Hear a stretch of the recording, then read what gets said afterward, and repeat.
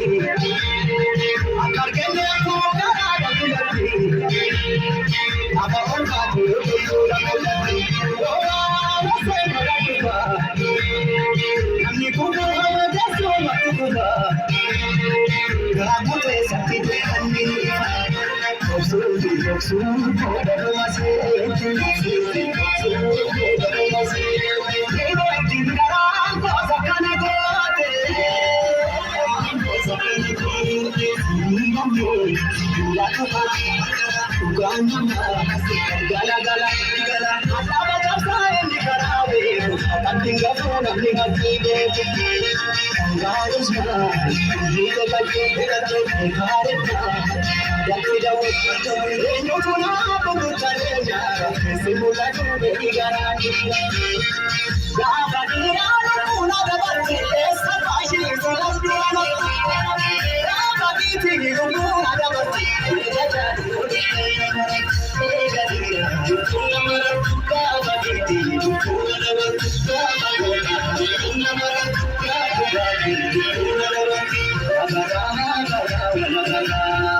Kabajamtoota fi daawwattoota Oromiyaa fi Afaan Miidiyaa Koorporeeshinii akka ani Oromiyaa magaalaa Finfinnee sassaabbee gara Miidiyaan Ameerikaa Sibiraa Koorporeeshinii tokko irraa qophiin kana qindeessee kan isin biraan gahu ani Gadaa Fudhanii qindeessa Kaamilaa Kiyyaa fi Kaawwachaa Ayyukaa akkasumas qophii keellatti waliin jira. Bakka bakka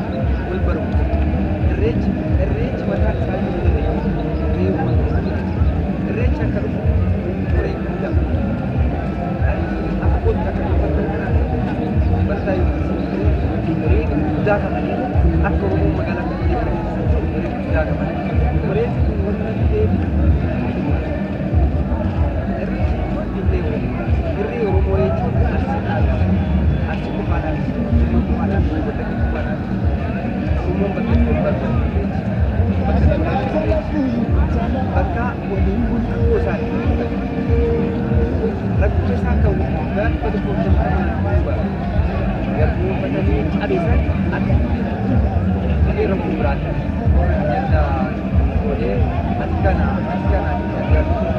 isaan mataa malee warratti irreechaa isaanii mee irratti immoo aansa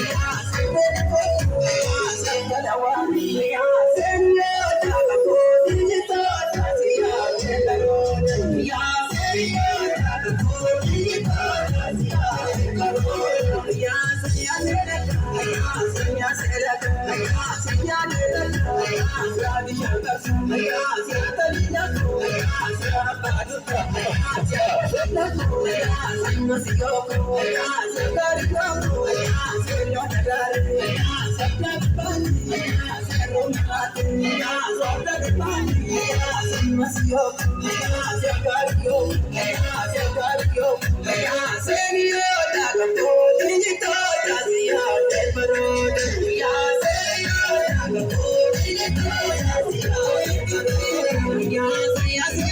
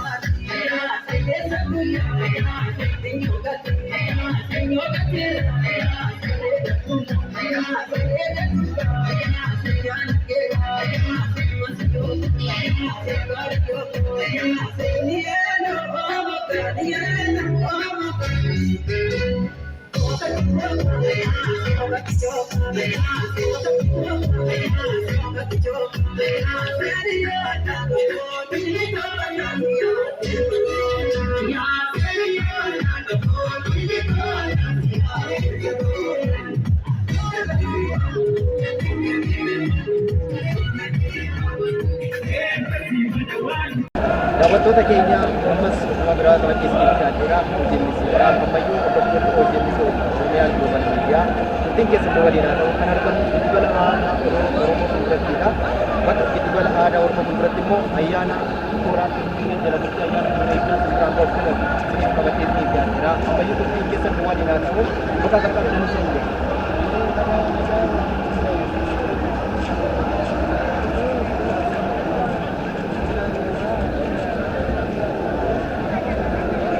Ini maka jadi semua kita ini ayah dari orang barang ada cuma bisa. Aku masih kita semua orang itu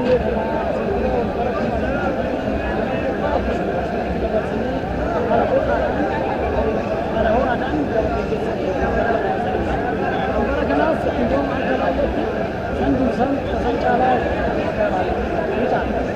Karena dia cedihnya dia jauh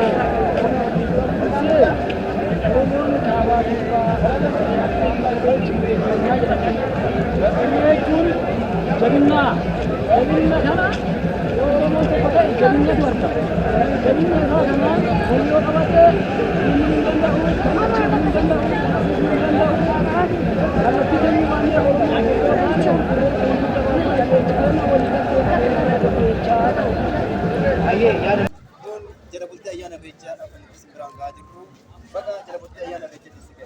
Walumaan ga'ee fayyadamanii uummanni Oromoo marti magariisa ga'ee anjabaan koo Rijaalimiin jedhama. Kiyya Wallagga Lixaadha. Ayyaanni irreechaa kun baay'ee dasamaadhaa kun akka ilaalamudha. Uummanni Oromoo martiyyuu zanaa chaara kutaa chaara baay'ee toleeraa jiru. Abbootiin ganaa kan caaludha. Itti fufna rabbi immoo hunduma keenya kan nagaa kan bituu jedhu.